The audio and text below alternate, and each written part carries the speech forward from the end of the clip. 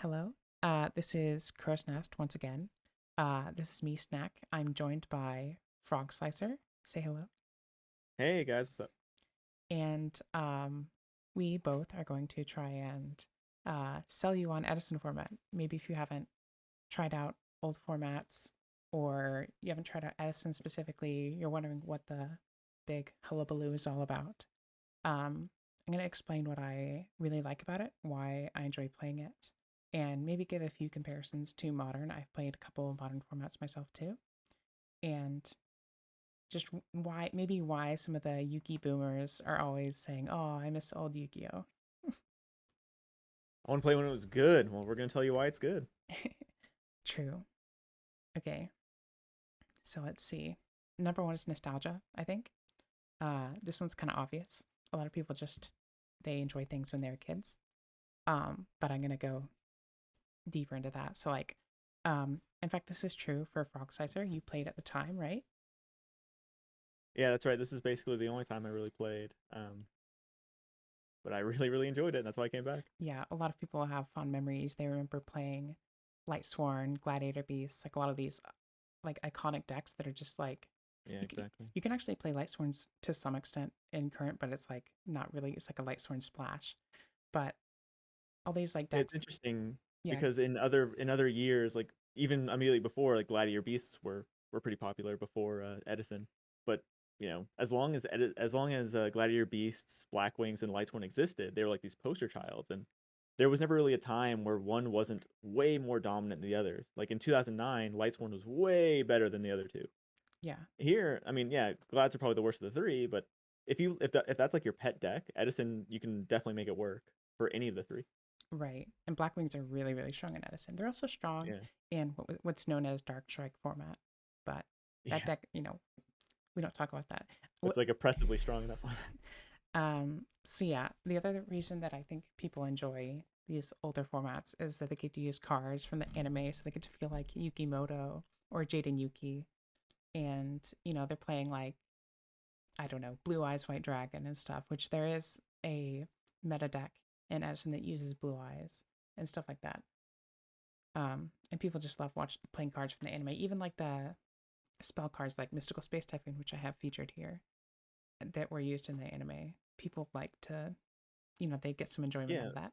It's like Mirror Force is from the anime and people like it. Right. But here it's like actually like a power card where maybe it wouldn't have as much impact. So here we have like a good distribution of the power cards, like how impactful they are for the dramatic moments in the show and how impactful they would be for the dramatic moments of a duel. Yeah. Very true. Yeah.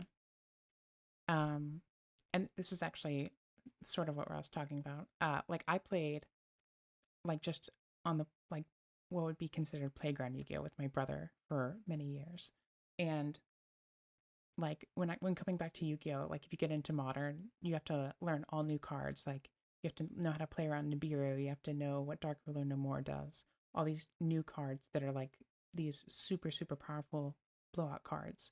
Whereas if you go back and you play Edison, you don't have to relearn all these things. You just kind of inherently know. Oh, I have to play around Torrential. Oh, I have to play around Yeah. mystical. I have to play around Mirror Force, that kind of thing. So I it's think got that given familiarity. I think given how incredibly complex Yu-Gi-Oh is, even in Edison, this has to be like the lowest barrier of entry for any version of Yu-Gi-Oh. Like people who only play Pokemon or only played Magic, like I think you could succeed and thrive in Edison format because you can find your little niche, whether it's like a silly playground deck where you grow and realize that you need to be a little bit more competitive, or just going and tackling one of the meta decks. Like there's so many ways to enter that are all valid. Yeah, I think with like goat format, that's like I think goat format is like quite easy to get into, but there's more of a concentration of like what is good, and everybody's playing like more of a standardized list that it becomes Yeah. more about which players best know how to use these like somewhat limited card pool of cards. Whereas in Edison, it's like, oh, well, Right. I'm really good X Saber player. I don't even really know how, like hypothetically, I'm a really good X Saber player. I don't really even know how zombies would work, but that's fine. I just enjoy playing my deck. You have that fun Mhm. like archetypal thing that became more true in later Yu-Gi-Oh, but wasn't really true in the time of like Goat. Yeah, and the strength of having so many diverse decks is you have an advantage by coming into a turn. There's so many decks that are considered rogue, so you have that rogue advantage over your opponent not knowing exactly how your deck works, giving Right. you like free bonus points at chance at winning. Yeah. And the gap between rogue and top tier is like Yeah, really, really small. yeah, real small. Yeah, Um, so here's another reason, which is I think people enjoy playing a slower game than modern Yu-Gi-Oh. Um, so a lot of people complain about the pace of the game, but I kind of wanted to like delve into what exactly that entails, other than just slow equals good. So one thing I thought about is that more turns in a duel means that you're switching between offense and defense more frequently. Whereas in modern, you might go, turn one, I'm setting up, I'm sort of on offense, I'm building an attack that you have to defend. And then now it's your turn, you're attacking me and I'm defending you off. And then if I survive that, then I'm trying to kill you. So it's like, but these turns last like several minutes every time.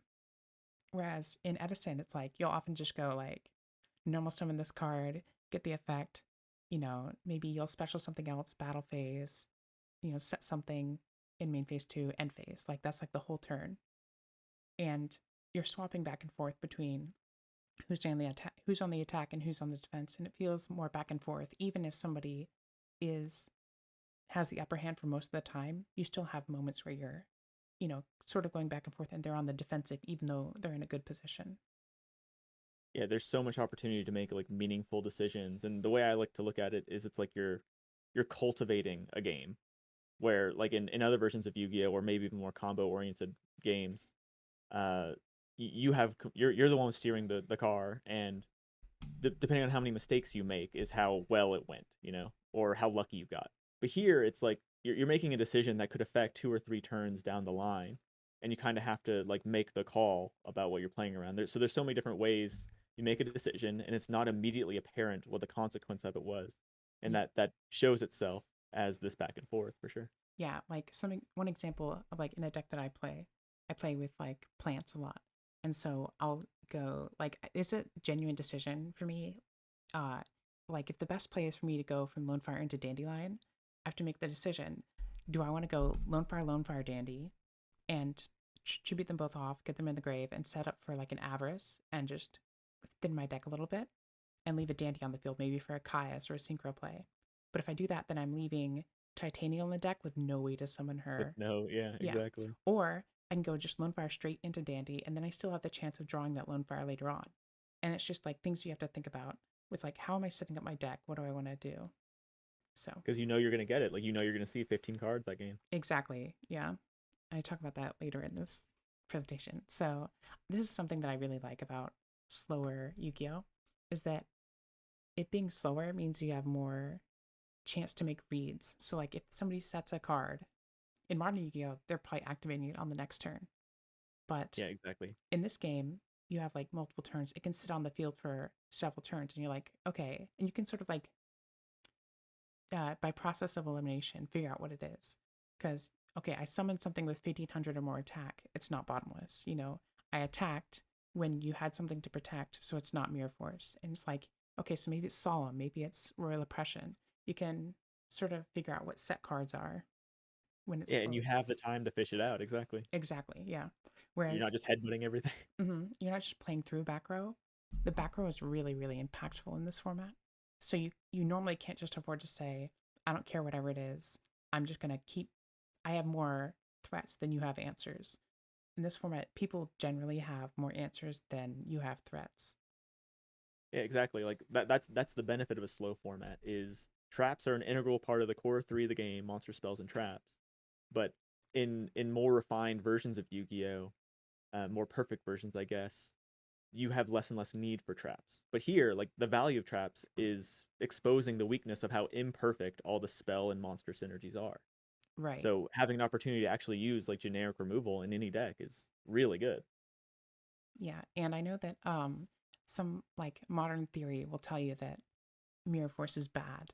Like Mirror Force is a bad card. And that might be true in like a modern game.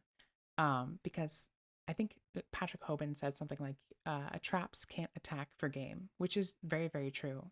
But in these older formats, the positional advantage matters so much that getting a Exactly. single 2-for-1 is like insane. And I talk about that more later too.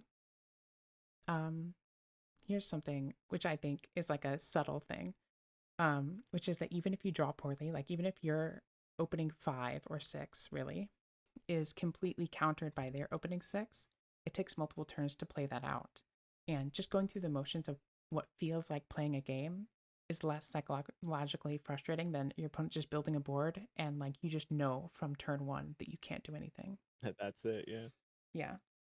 It's And also nice because I play like a clunky combo deck, and it's not perfect, but hoping you have 1 or 2 extra turns means you don't have to just like, oh, I don't have combo, I guess I'll scoop. Like, no, like, let's play it out. yeah, that's a really good point. Even the combo decks don't know from turn 1 that they're dead.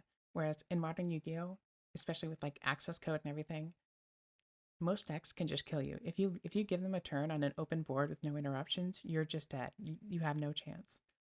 Whereas in Edison, like there's very few decks that can do that. Like maybe Vayu can do it from nothing. Dragon Turbo normally needs a turn to set up and like sculpt their hand. So Yeah. it's very, very hard to just kill from 8,000 with no. Yeah, and that's another thing is like the knowledge that basically no deck is going to do that means like there's a bit of safety, and that's got to be a lot more psychologically relieving to know that you're not just going to get swung at for 8K probably. Yeah, there's times where it's like my hand isn't going second hand, but I'm going first. And you can just say, that's fine, I'm passing, you know? Yeah, and it basically don't get punished. Um, this is one thing that I like is that there aren't that many hand traps. The only ones that matter are DD Crow and Herald of Orange Light, but only one deck can play that. Mhm. There's a combat hand traps, but they're not like true interruptions. Um, but in modern Yu-Gi-Oh, sometimes if you're going second and you don't open any hand traps, you might just lose because they get to do whatever they want, and then you draw a hand trap for your 6th card, and you're like, great, where were you last turn? um, but in this game, like seeing DD Crow isn't even like it's good against matchups, and sometimes you wish you had it, but it's not vital, like ever. Maybe against Yeah, processor. people aren't main decking Crow. Like maybe they will eventually. I think we have, I'm sure we'll talk about this, but we still have years before Edison is like solved to the point where people need to feel like they're main decking Crow. Right. Yeah.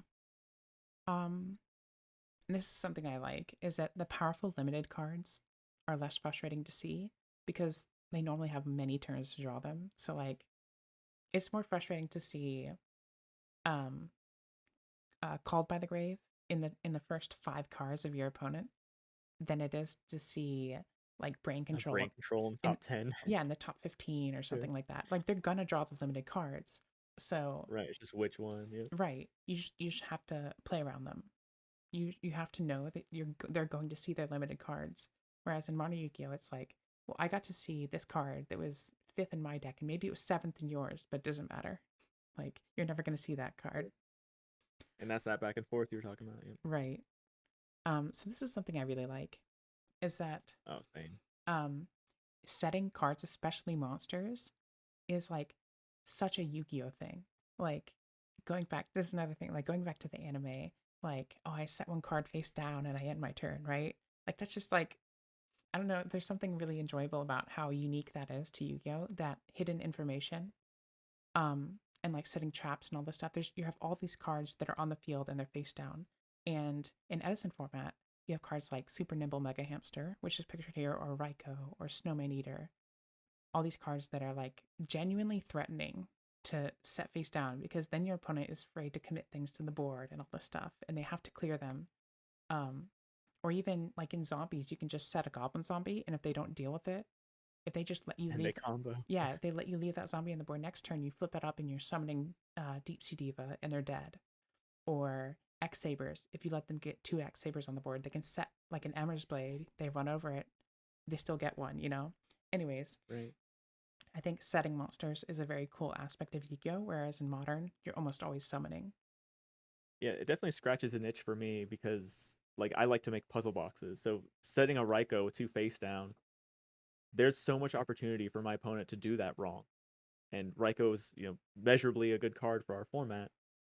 And then if they play into it wrong, you just win the match just because like you have the perfect setup for your perfect turn. This is like why Bayou is so good. Mm-hmm. And sometimes it's worse than that, like exactly what you said, the zombie set. Like, oh, the puzzle box is, am I going to hit a pyramid turtle or a goblin zombie? Right. and both are I bad don't know. actually.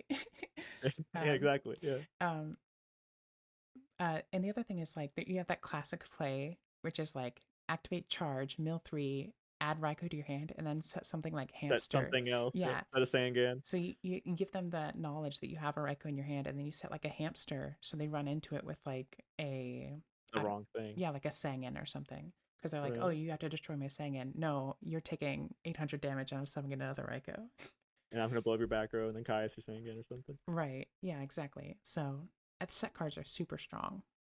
And there's another thing is that trap cards, whereas in modern, unless you're playing something like Eldritch, but in most decks, like maybe Sword Soul, you're searching, I think it's called Sword Soul Emergence, or, um, a lot of times when they print a new trap for an archetype, unless it's searchable, it's just bad because Yeah. you need to be able to, like, you don't want to open it. You want to do your combo and during the course of your combo, draw it so it doesn't actually impede your combo and then set it at the end as a form of protection.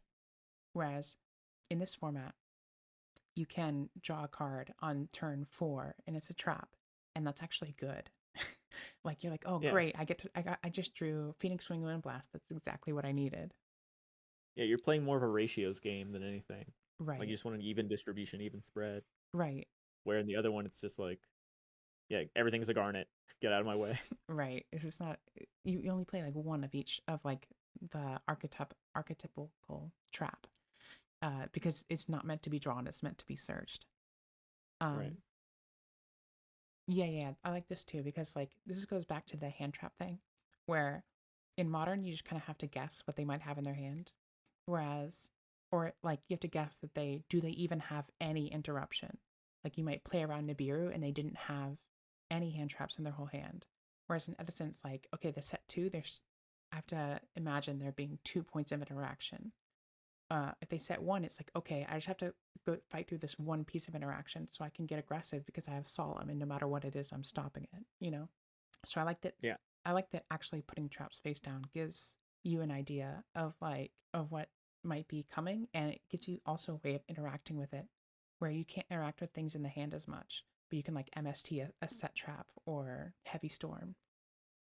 Yeah, this is actually something I really liked back when I played in 2010. Because later they made MST at 3, and I wasn't there some guy who made a video about why Edison format's bad. He said MST's at 1. I don't maybe I don't remember. Yeah, all the same. I made an observation, way back when, which is like one thing I really liked about Edison format is that we have heavy at 1, cold wave at 1, true nade at 1, and MST at 1, and they all have their strengths. So if you're playing a deck that needs to like blow out back row, you can play them all, but you need to draw the right one in the right order. Like so Right. the answers you have to the answers aren't necessarily the perfect answer. So it's just like it's all distributions, like I said. Yeah, and I like that they all have like serious downsides. Like MST can only deal with one. Trinade is a -1 and they get to keep all their cards. Cold Mhm. Wave doesn't let you now you're defenseless on your turn or on their turn. And then like Heavy plays into Starlight Road and also destroys your own if you have anything set. So they all Yeah. have like these pros and cons still. This is something else I like we talked about in modern, like generally every deck can kill you from 8,000. Um, Whereas in Edison, you can just afford to take some hits like straight to the face. And because the life points don't represent like, am I dead or am I alive? They more represent how much time do I have left? How longer can I stall before I have to go into like desperation mode? Yeah, like the concept of a two-turn clock probably doesn't make much sense in other contexts than Edison. Right, yeah. So, um, like sometimes if you have a trap like Book of Moon, and it's like, okay, they're attacking me directly. I don't have to use this turn. I can wait until I have something on the board to protect with my Book of Moon, rather than wasting it as a neg one. And with Solemn only at 1, Right. like you're actually paying a lot. It's not like you're setting up a bunch of Hmm. like, oh, I'm gonna Solemn and Solemn and Solemn. Like, no, like you may have to pay 4K, and that might equal like one fewer turns of your game. Absolutely. Yeah, and that's sort of what I added here with uh cards that have life point cost, like My Body's a Shield, which pays 1,500, or Seven Tools, which are 1,000. They have like actual risks to their activation because now it's like, okay, well now I'm in range of this card killing me, or you know, now I can't activate Brain Control anymore. So Oh yeah, exactly. the life points are a genuine resource rather than being just a signal of whether you're dead or not. Like Yeah, it it's in modern, it's more like, are your life points at 0 or are they at 8,000? yeah, Or like exactly. or are they not at 0? Um, the only time that they seem to matter is when you're going into time in a tournament. So another thing is that Upstart Goblin was not really played back in Edison format, but here Right, we have Modern Wisdom. Everyone's like, oh, why don't you put three upstarts in everything for consistency? Well, the right. reason why people didn't back then is for this reason that you could be giving them an extra turn. You're giving them a turn to draw brain control to blow you out. Exactly, yeah. A lot of decks like Vayu, for example, even though it might be correct to play Upstart, you're definitely trading something away, even in Vayu. But like in Vayu, like one thing that you'll do is you'll summon Grepper, which has 17, and you'll summon Armed Wing, which has 23 on one turn. They do exactly 4,000. Well, one Upstart makes it so you're not a two-turn clock anymore. And there's other reasons why I think Upstart has some issues, but it depends on the deck. There's some decks where it's right, and there's some decks where it's wrong, which Yeah. might not be as true in later formats. It might just be everything's playing three Upstart. Yeah, I'm still pro three upstart in most things, but there's definitely arguments Right. against running three. Leaving monsters in attack position can be a liability, and like piercing effect is like a real effect. So I've had times where it's like, okay, I want to summon Armageddon Knight so I can set up my grave. I can send a Plague Spreader or a Vayu to the grave or even a Malicious. But putting Armageddon Knight in attack means I lose. You know, like I'm just letting them attack over my guy, especially with Gores in the format. It's like, well, now if I summon this, I'm taking damage, and now I can't drop Gores because the next thing they attack with is going to be enough to kill me. Things like that, and like in a deck like Quick Draw where um you're leaving dandy tokens with 0 defense on the board all the time. A lot of times that's a wall, and that's really good. But against Black Wings, when they have Bora and they can pump it with Sirocco to be like 3,700 or more, you're taking so much damage that you have to find answers really, really quickly. Yeah, it's like you're rewarded for playing some grindy setup cards like Dandelion. Dandelion's really important to the format. It's one of the poster child cards. But at the end of the day, like that slower, grindier game plan is punished easily by a deck like Black Wings, and in this extra vector of attack, piercing damage. So it's just yet another thing to worry about. Right. Yeah, I think like one of the biggest strengths of a deck like Black Wings and Vayu, all these Blackwing decks, is that they can really do life points really quickly, which is like an underrated thing because everybody's so focused on card advantage and plussing and setting up, you know, boards that are hard to break and all this stuff. But Like there's you will be using all the cards you draw probably, right. except for sometimes. So this is what I was talking about with card advantage. I said control of the game is established through board presence and card advantage, rather than like through stopping your opponent doing what they want to do. And even though your opponent like will often be able to do what they want to do, it's hard for them to overcome differences in card advantage. So, and that's actually why the first turn draw is actually a big deal, but it's only like half a card advantage. But I've noticed that when I play this format, like a lot of times I keep track of card advantage all the time, which is something that you might pick up if you play this format. And I'm constantly like, okay, it's 5 to 5, it's 4 to 4, it's 6 to 6. It's like you're constantly. I'm always keeping track, and I noticed that like it very, very rarely wavers when you're playing a good player. And getting like a single +1 can be so big because now I have more threats than you have answers, and vice versa. It's really interesting too because the card advantage means so much, and it's really hard to plus. It costs a lot to plus. Right, That also bolsters the 1-for-1 removal. If you're both at 3 and then you flip a Ryko, right, you're setting up marginal advantage by loading up your grave, but also you're picking down from 3 to 2, getting rid right. of whatever's important in that moment. Yeah. And like in modern, almost every card pluses by itself.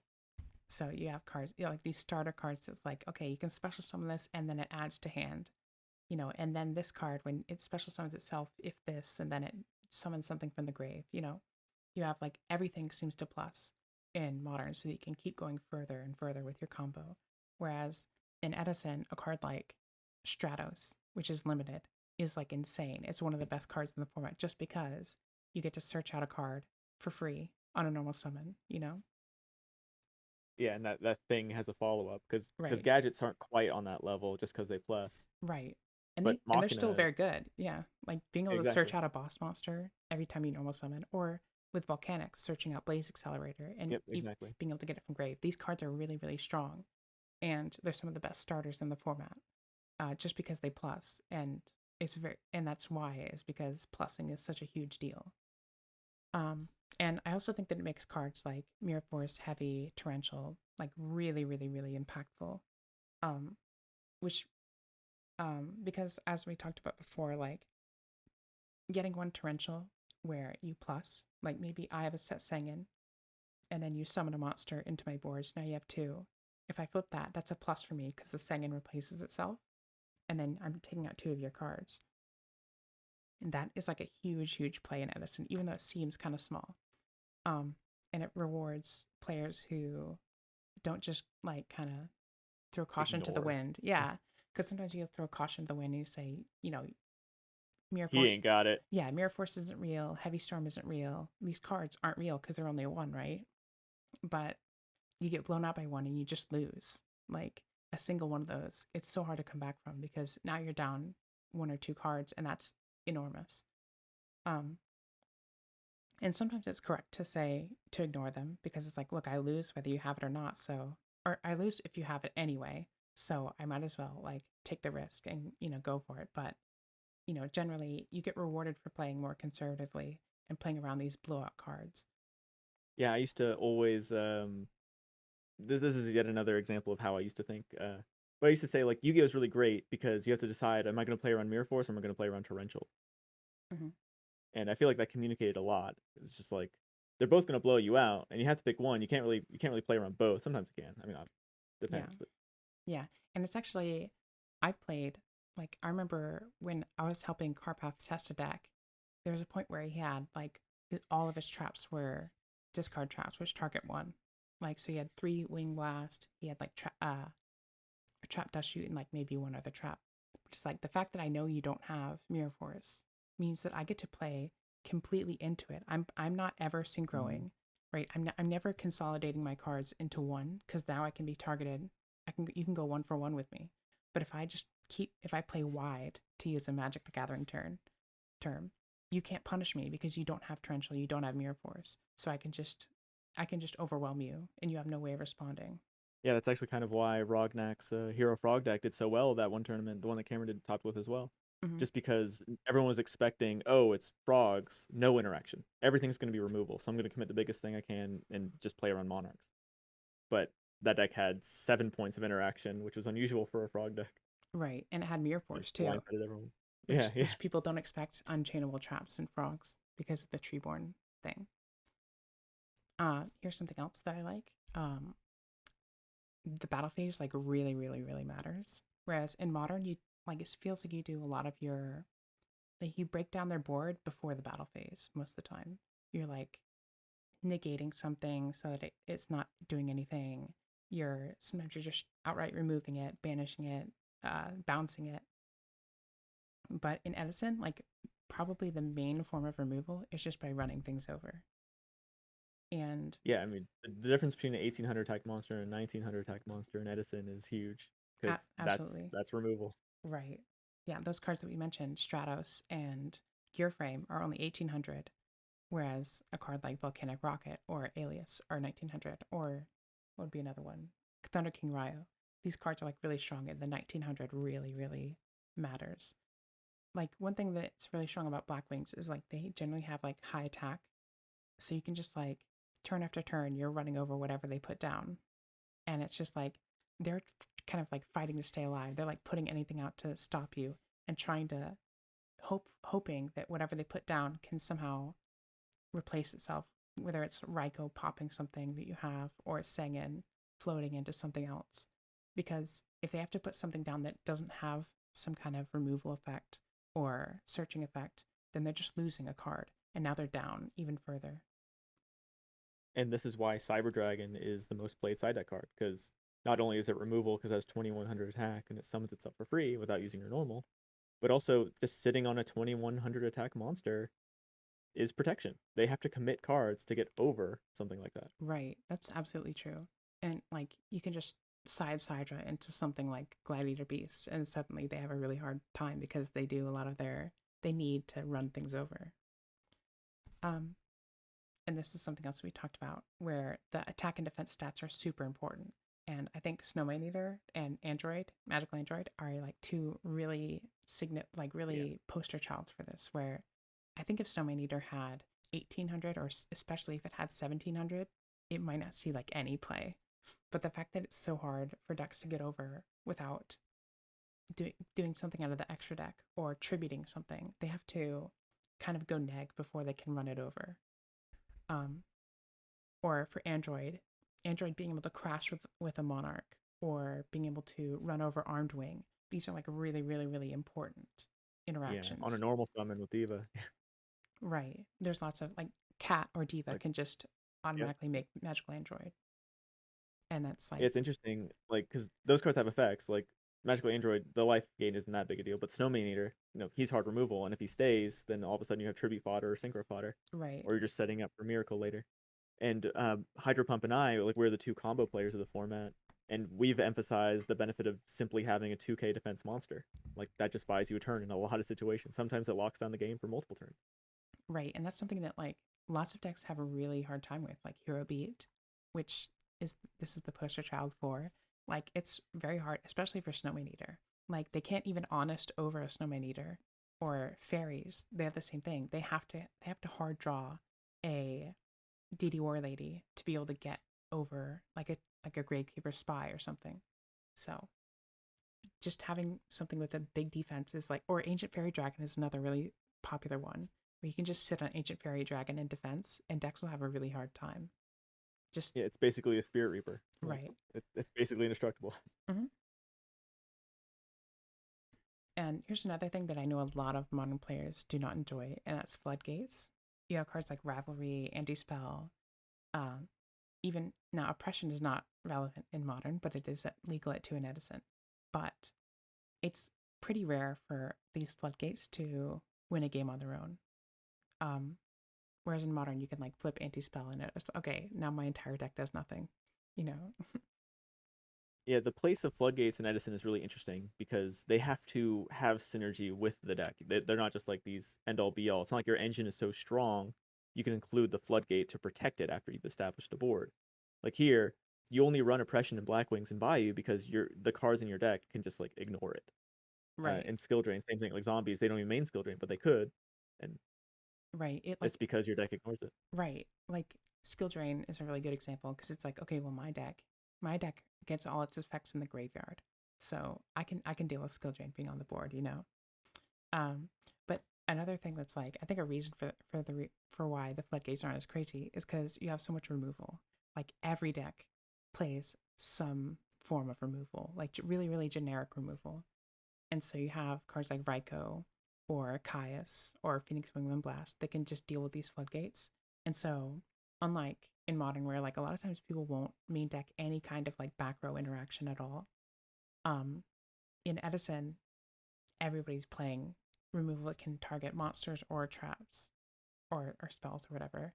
And so these floodgates are like way, way, way less sturdy. They can be removed, and suddenly now your opponent gets to do whatever they want.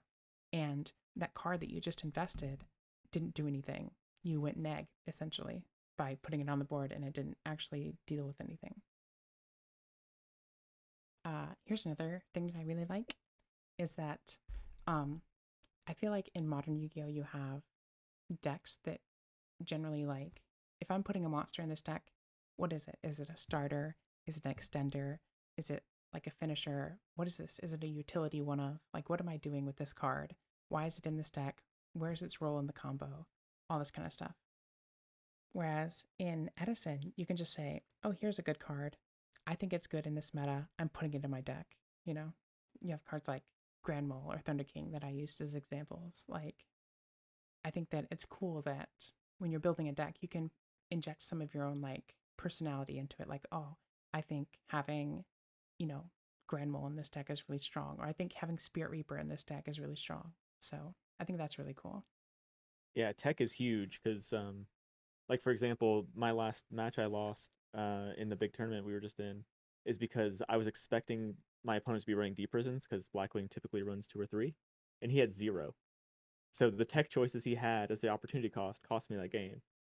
Right. So like just being less predictable is so valuable, and the power of these individual cards is so strong. Like people were running Grand Mole just because Ab Zeros were everywhere. It was just the most efficient way to clear an Ab Zero. Right. Yeah. It also kills synchros like for the -1. Hmm. Yeah. So on like I think in modern you have like all the cards have to fit together to form like one engine essentially. And then in if you go in the other direction to Goat, it's like all these cards stand on their own. There's just like, okay, Breaker's just a generically good card. Kaiku is just a generically good card. They don't need to interact with each other. And Edison's sort of like the melding of the two, where you have engines and you also just have generically good cards and they're kind of mixed in together. And I think that's really neat because you have archetypes that you get to play and everything works together and that's really fun. But you also have the expression of I like these cards instead of these ones. Yeah, I think that was really well put. And here's something else that kind of what you were touching on earlier, which is that Edison, I think it only lasted for like a couple months, if that. It was 3 months, I think. Yeah. There was literally one YC, or it was an SJC at the time, one big tournament, which was in Edison, New Jersey. And it was never fully explored because right when it comes out, the Shining Darkness, or right when there was a ban list that created Edison, and then just a few months later, the Shining Darkness came out, and suddenly Frog FTK was a thing. You had X Sabers with Dark Soul, you had Infernity Launcher, all kinds of Perfect Herald. yeah, Herald of Perfection. You had all these way, way, way stronger strategies, and they kind of dwarf everything that happens in Edison. So as a result, you have this like space where people didn't have the time to explore and like test and see what it really is the best thing to do. And so when we have these retro players revisiting the format, people like Carpath, for example, are developing new decks like literally every month. And just like with the a decade of Yu-Gi-Oh experience behind their belts, like people are just like cranking out really cool ideas. And it's actually like perfectly accidental like game design Yeah, where like normally in like a video game you'd have like a new season or a new expansion of something. But here it's like we get that with this perfect little snapshot of Yu-Gi-Oh, and that just gives like players like the ultimate creative outlet where you don't get that in other versions. Like, oh, if you wanted to play Yu-Gi-Oh, a historical format, but late 2010, we can already tell you what decks you're gonna play. But Edison, you got to figure it out. right. Yeah, I think that's really interesting. Is like you'll find cards that like nobody's ever looked at twice, and you just find some like interesting synergy. Like, oh, this card might actually work with this card, and suddenly you have a new deck that didn't exist before. I think that's really interesting. And for people like me, I really enjoy deck building. Something that I did was, um, both of us actually have built decks that like didn't really exist. Um, like one thing that I liked is I really enjoyed Synchrocat, and I thought Pot of Avarice is a strong card, and the plants can utilize Pot of Avarice. So I kind of put cats and plants together, and now there's a new deck. It might not be the strongest thing in the world, but I think it's really fun to play. And then Well, Frog, since its inception, you've the deck has topped every single tournament. At least not top 8, but like top 20. Yeah. yeah, it's an okay. It hasn't gotten top 8 yet, but we did get ninth in the last one. So, and then It's Frog been top Slicer. 10th percentile. Yeah. Yeah, Frog Slicer, you sort of like built Frog FTK before Frog FTK could exist, which is interesting. Yeah, and if anyone wants to check out my YouTube channel, I have like 60 videos talking about it. Right. And you have some other decks that are still a secret, but I think are very interesting. Um, Here's something that is like maybe going to be a controversial opinion, but I think that like hyper consistency that you get in modern Yu-Gi-Oh makes the game a little bit less fun. Not saying that it's like bad necessarily, or even though that's what it says the title is, it's catchy title. Um, but I think there's some merit to having some randomness thrown in the game. Um, so one thing I said is the lack of linear turn one combos means that all the games feel more unique. So even two games with the same deck, same matchup, will feel different because did I not finish that sentence? You're not being able to access the same parts of the deck. So, like, for example, if I'm playing quick draw plants, maybe all I draw are like Ryko, Caius, and I don't know, Card Trooper, Sangan, all these cards that aren't actually quick draw and plants. And then maybe another game I'm all quick draw, Dandelion, this kind of stuff. So it's like you can play two different games just because your deck has multiple engines within itself. And I think that's really fun. You get this unique experience every time. Yeah, and you know what? I don't even understand why people really like Yu-Gi-Oh if you don't acknowledge how randomness makes the game fun. I agree. Like if everything were exactly the same every single time, then you probably would or should quit Yu-Gi-Oh. And I think a lot of people did, and this is what makes Edison so appealing. Is there's an aspect of Yu-Gi-Oh they got when they were a kid. That's the nostalgic aspect. But there was a part that had merit, which was there was diversity across your games. You didn't just lose the coin flip and then, go on to the next match. Right. Yeah. And like we were talking about, like there's some, even though it sometimes feels bad to be on the other end, there's some joy of like drawing brain control off the top. Just, drawing just the card that you need, the randomness, not knowing what you're going to draw feels really nice. Whereas, in modern, you kind of generally know what you're going to open. I'm going to open, a starter probably because I'm playing five or six of them, that kind of a thing. Yeah, I'm gonna do what my deck does or brick. Right. Mm. And I think this is another one that's really interesting. It's not as easy to play around every single card in your opponent's deck because there aren't nearly as many 3-Os. Because in Edison, like the cards that we were talking about, Mirror Force, Torrential, Heavy, Solemn, Brain Control, all these cards are at one. So you have to ask yourself, like, oh, do they have Brain Control in their hand? I don't actually know because if they have three, you just assume that they do. But if they only have one, you kind of have to take a gamble. Or like Gores is another one. Do they have the Gores or do they not? There's a lot of these situations where you have no idea what's going to be, what are the set cards, what are the cards in their hand. And I think that's actually kind of fun. And to an extent, it rewards skill because you can sort of judge what it might be based on how your opponent's behaving. Like, have they been holding cards in their hand for a long time and not committing? Well, maybe they have brain control, because if they had a monster, surely they would have summoned it by now, that kind of a thing.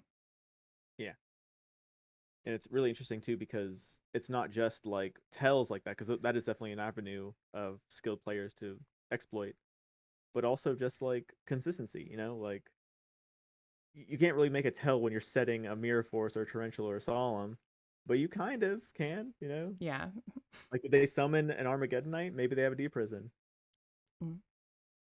Oh, and this is what you were talking about. I think some randomness brings excitement, which is the whole point of TCGs. Like, if you didn't want to play a game with randomness, like, why are you playing a TCG? I think people really enjoy that. And sometimes they might not be able to, uh, they didn't like analyze it or articulate it, but they enjoyed the randomness that comes with a TCG. And the randomness is like the puzzle for you to solve too. When you see your 5 or 6 card opening hand, that's when you get to map out how you think that game's going to go. That's when you actually like engage with the game you're playing. Right. Yeah. It's not, the game isn't played in deck building as much. The game is played with whatever you draw, which I think is neat. Like my complaint with Magic is there's very little decisions, at least in the early turns. It's like, okay, land, can I play something that costs one? Second land, can I play something that costs two? Like you're just curving out. Yeah, that's funny. And this is maybe something else that you were talking about, which I think great players express skill by managing the randomness. Where it's like, Yes, I couldn't agree more. where it's like, I have Ryko and I have, I don't know, Lone Fire. Do I flip Ryko before summoning Lone Fire, or do I summon Lone Fire before flipping Ryko? And these really, really, what seem like small decisions can really matter because if you flip Ryko and mill Titanial, suddenly your Lone Fire doesn't do anything. But you can also flip it and mill Dandy. So you have to do these uh, kind of calculations in your head. And, what's the sequencing of all this stuff really, really matters when the game has more randomness in it. Yeah, I think it's a perfect example because some people would think, oh, of course I'm not going to flip it. I don't want to mill the wrong thing. And others would think, of course I'm going to flip it. I want to clear a potential bottomless. Right. Yeah. But like you have to make the call. And I think that's perfect. And this is maybe not true for Frog Slicer's deck. Well, it's true of the meta though, which is that it's not filled with uninteractive and unfun decks. I know a lot of people really don't enjoy playing against decks in current like Drytron where they have almost unlimited negates and they just say, I'm gonna build my board, you can't do anything. And one reason for that is it's very, very, very hard to build an unbreakable board in Edison because the monsters that you're summoning, this might be another point. Yeah. Monsters with quick effect negation are very rare. When they do exist, they have a steep cost or cover very narrow effects, and they're hard to summon. So your deck has something cool where it summons Stardust Dragon, and that's normally like a big play. Like I'm summoning Stardust Dragon, now you're bottomless, your Mirror Force, your MST, your heavy, all these things are negated. But what I was talking about with they have a steep cost. Well, now it's in the grave. Now it's vulnerable to DD Crow, you know, and it's off the field. I can't apply any pressure. I only get one use out of it. All these kinds of things I think are really interesting. Another Yeah, I mean the floodgate monsters hardly exist. Like Jinzo is one of them. Jinzo's on the list of floodgate monsters. right, you have like Vanity's Fiend, which can be, you play Book of Moon and suddenly it's not threatening at all. Yeah. Um, Another one like the poster child over here is Thought Ruler.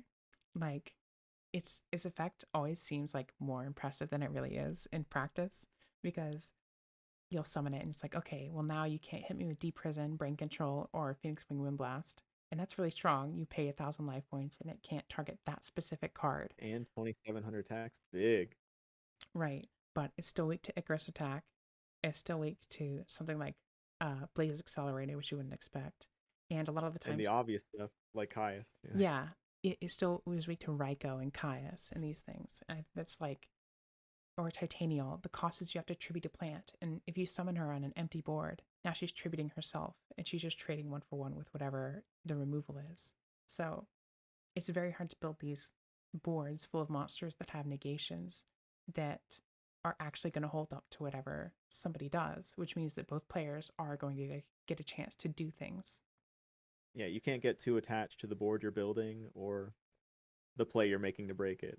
Exactly. You have to expect I'm going to build this board and it's like I hope that whatever's left of this board is enough to continue applying pressure. Oh, this is I think a really good reason, which is that the decks are cheap.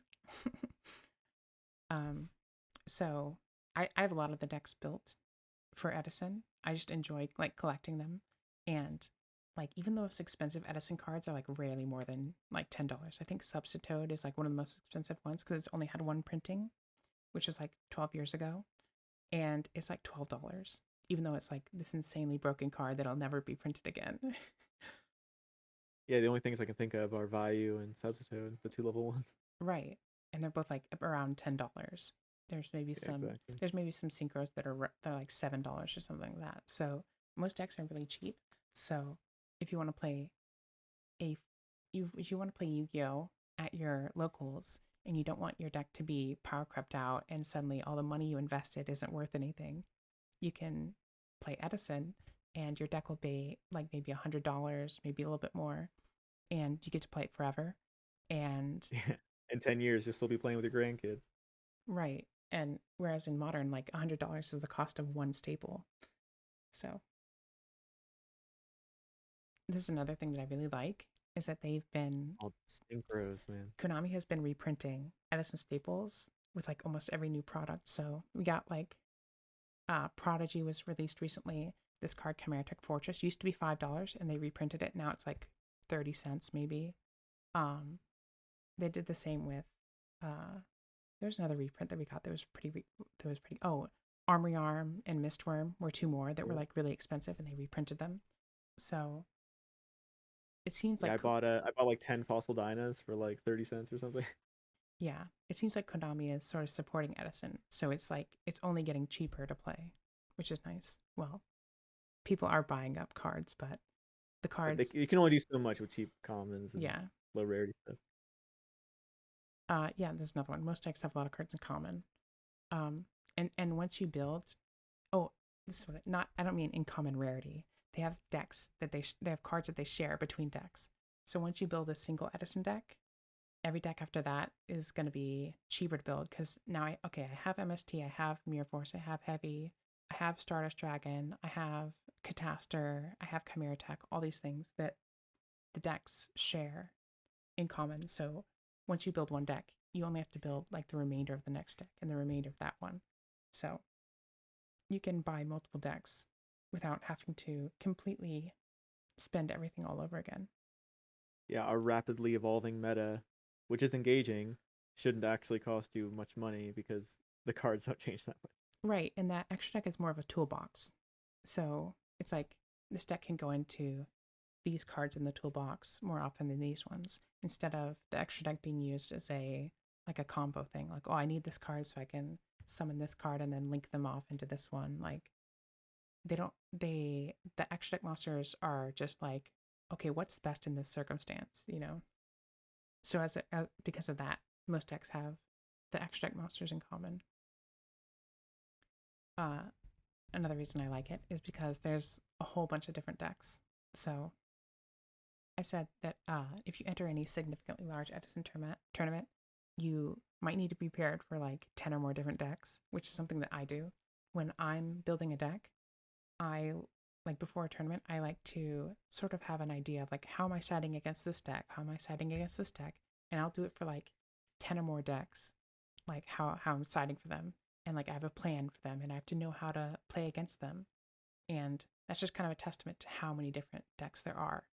And you can play a deck a bunch and I don't really want to play this deck anymore. It's not really doing it for me. I'm going to try another deck. And you can do that for a long time and continue to play different decks and not get as tired.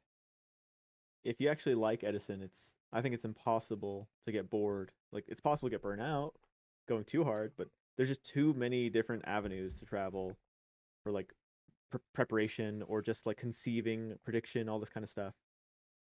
Yeah. And yeah, like we have a lot of deck builders on our team that are just still trying to like groundbreaking stuff all the time. So like even that, like adding that to the mix, who knows which of those 12 ideas, maybe one of them is going to stick and actually be something relevant. Right. And that's going to add to the pool.